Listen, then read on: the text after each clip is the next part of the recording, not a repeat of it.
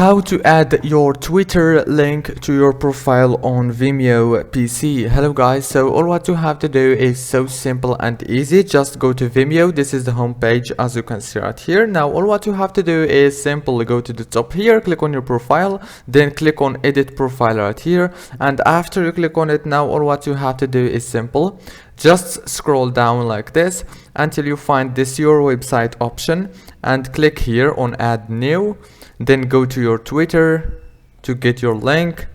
For example, I'm gonna go to my Twitter, get your link here and copy it. Then go back, add your URL here, the title, for example, my Twitter, and click save. Now I just added my Twitter as you can see on my profile. If this video was helpful, please don't forget to like and subscribe, and thank you so much for watching this video until the end. See you later.